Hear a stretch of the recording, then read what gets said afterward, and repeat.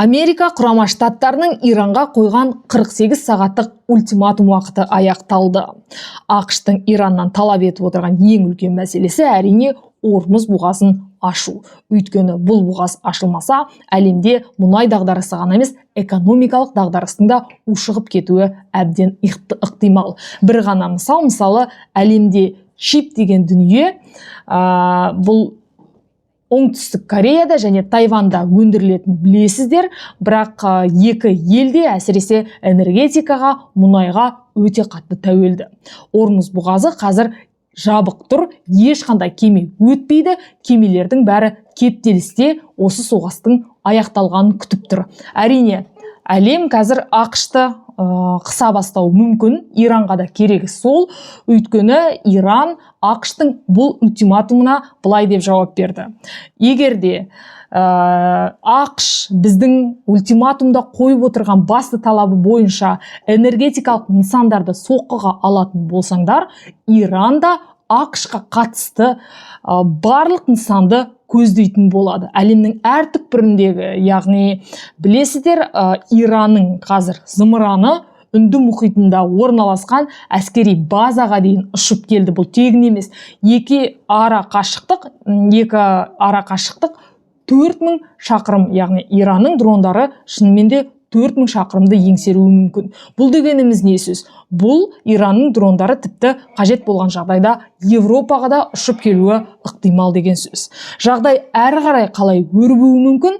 Біз бүгін осы мәселені сараптайтын боламыз. Арнамнан алыстамаңыздар. Армысыздар ағайын, сәлем достар. Есімім Аида Қыдырбай. Мен әлемдегі жаңалықтарды, оның ішінде Украина Ресей арасындағы соғысқа қатысты соңғы мәліметтермен бөлісемін. Сіздердің тараптарыңыздан комментарий қажет. Арнама жазылғандарыңыз дұрыс. Өйткені YouTube-тың алгоритмі бойынша бұл ана тіліндегі ақпараттың, қазақ тіліндегі ақпараттың алға жылжуына көп септігін тигізеді. Олай болса кеттік. Ең алдымен Зеленский 2 күн бұрын Ұлыбританияда болған еді. Ұлыбританияда жүргенде, Ұлыбританияда Зеленский әрине үлкен мәлімдеме жасады. Сол туралы бір ауыз айта кетейін. Мысалы, біз ақшты таяу шығыста Иран өндіретін шахет дрондарынан қорғай аламыз деп мәлімдеді. Шынымен де қазір бір ғана шахет дрон Иран өндіретін $50,000 тұруы мүмкін. Шамамен $50,000 деп айтайық. Оны қағып түсіру үшін Европа елдері мысалы $4 миллион жететін қағып түсіретін зымыранды құртуы мүмкін. Енді салыстырсаңыз, $50,000, $4 миллион. Әрине үлкен ақша. Бір ғана шахет дрон. Әрине шахет дрондармен Украина өте қатты жақсы күресе алады. 4 жыл бойы Ресей осы дрондарды Ираннан сатып алып, Украина аспанына атқылап келгені әсіресе украиналықтарға мәлім.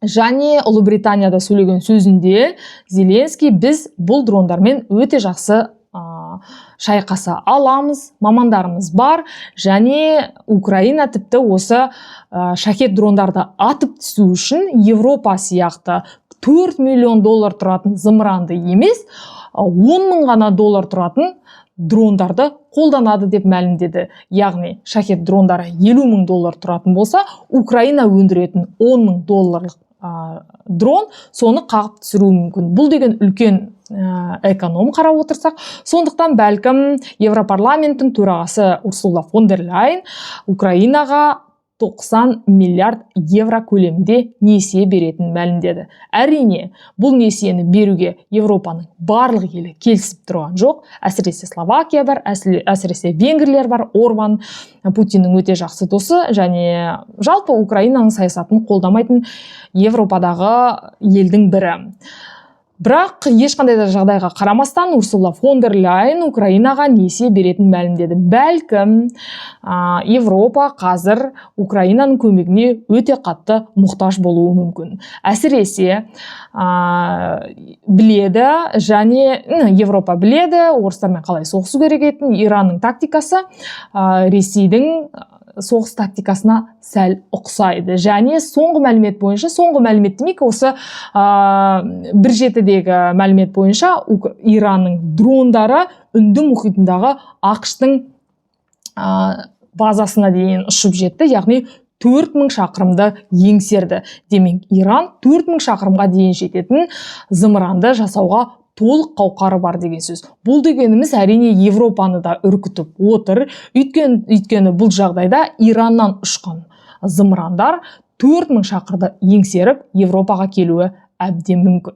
Сондықтан да Зеленский ақш-қа қарата, егер де таяу шығыста шахед дрондармен алмасу қажет болатын болса, Украина ақшты қорғауға мүмкіндігі бар деп мәлімдеді. Ал Иран тарапы бір қызық Гренландияға қарата былай деп мәлімдеді: егер де сіздерге көмек қажет болатын болса, ақштан қорғану үшін Иран көмектесе алады деді. Міне осындай жағдай. Яғни Гренландияны қорғауға, Европаны қорғауға Иран өзінің кандидатурасын ұсынса, ал ақшты қорғауға Украина өзінің кандидатурасын ұсынып отыр.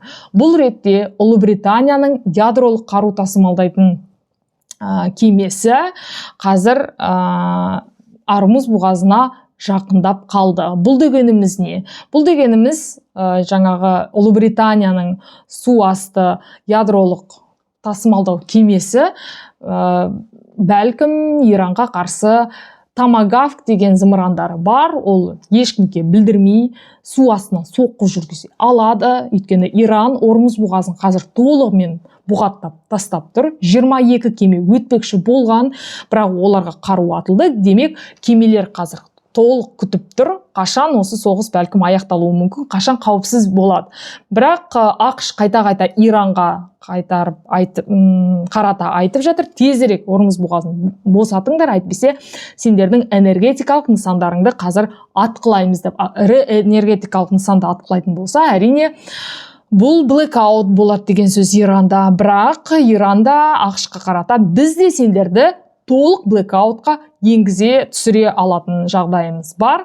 Бізде ақштың барлық технологиялық, энергетикалық, жалпы ақшқа қатысты нысандарды атқылаймыз деді. Ал енді осы Иран-Израиль ақш арасындағы соғыс 3-ші аптаға толып 4-ші аптаға аяқ басты дейтін болсақ, енді 28 ақпанда басталған, қазір 22 наурыз. Біз онда көрші елдерге, міндетті түрде көрші елдер емес, әрине 15-ке жуық елді Иран тарапы бүгін атқылады. Бұны ешкім күткен жоқ.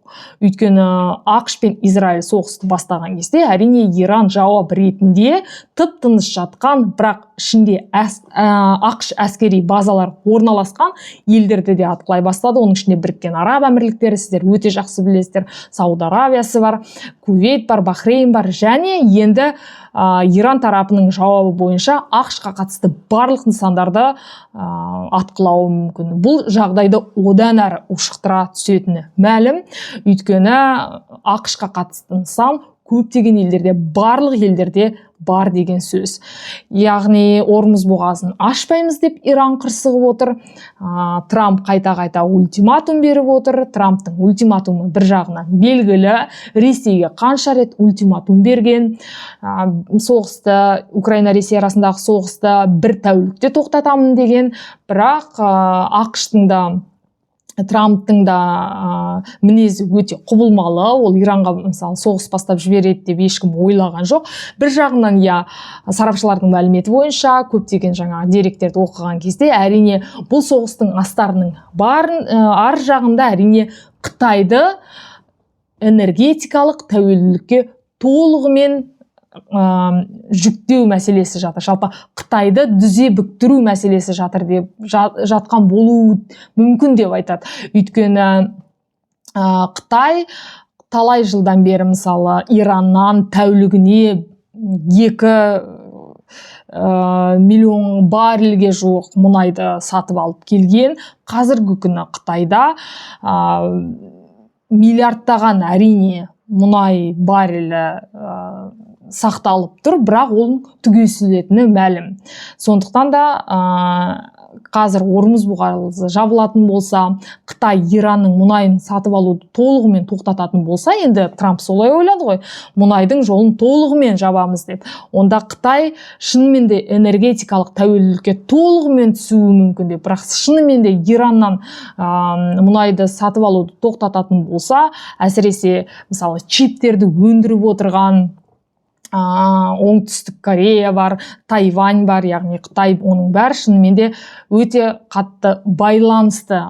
Және қазіргі күні мысалы чиптердің мәселесі өте Ормуз бұғазын Иран жылдам уақытта ашпайтын болса, чиптердің небәрі 2-3 айда электрониканың бағасы бірден бұлай қымбаттайды, аспанға ұшады, және чиптар әрине түгесіледі. Ал бұл дегеніміз шынымен де бағаның тек қана электроника емес, мұнай дегеніміз барлық нәрседе бар, косметикаға дейін, тұрмыстық қажеттіліктер, оның бәрі шынымен де бағаның бәрі удай ұшығып кетуі мүмкін.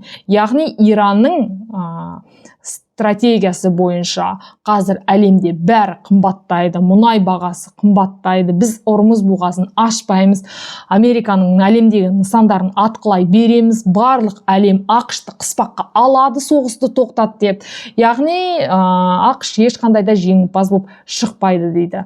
Бірақ ақштың өзінің айтып отырған ультиматумы бар.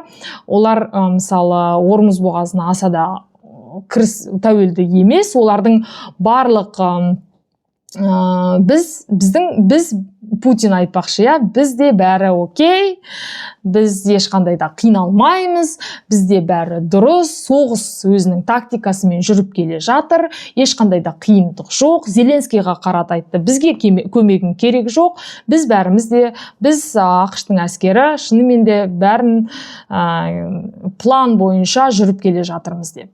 Сондықтан да енді жағдайды әрі қарай өте қатты қадағалайтын боламыз. Енді мұнайдың бағасының өскені әрине Ресейге өте тиімді, біздің елге де өте тиімді деп ойлаймын, өйткені мұнайдың бағасы шынымен де қазір барреліне $100 асып тұр. Европадағы мысалы баға дизельден бастап газ, мұнай бәрі бірден 30-60% дейін шарықтап кетті. Мұнайдың бағасы қазір 95 бензин маркалы 2 евродан асты. Кеше ғана Франциядан көрдім. Ал енді Зеленскийдің айтып отырған мәселесі, ол дрондармен қазір шынымен де ол біледі, оның дрондары да, украиналық әскерлер де қазір өте қатты спроста тұр. Сондықтан ол өзінің жаңағы $10,000 тұратын шахет дрондарын атып түсе алатын өзінің украиндық дрондары бар. Яғни ол келісімшартқа келуді қалайды. Сондықтан да Европаны аралап, біресе Испания, біресе Ұлыбритания, біресе немістермен қайта-қайта келіссөз жүргізіп жүргені сондықтан. Және соңғы мәліметтер бойынша Римда үлкен жарылыс болды. Ол террористік акт па, ол жағы әлі белгісіз, келесі шығарылымда мен толығырақ сіздерге айтып беретін боламын. Міндетті түрде арнама жазылыңыздар, комментарий жазыңыздар. Мұның бәрі менің алға қарай жылжуыма, жаңалықтардың көруіне мол ықпалын тигізеді. Олай болса, келесі кездескенше.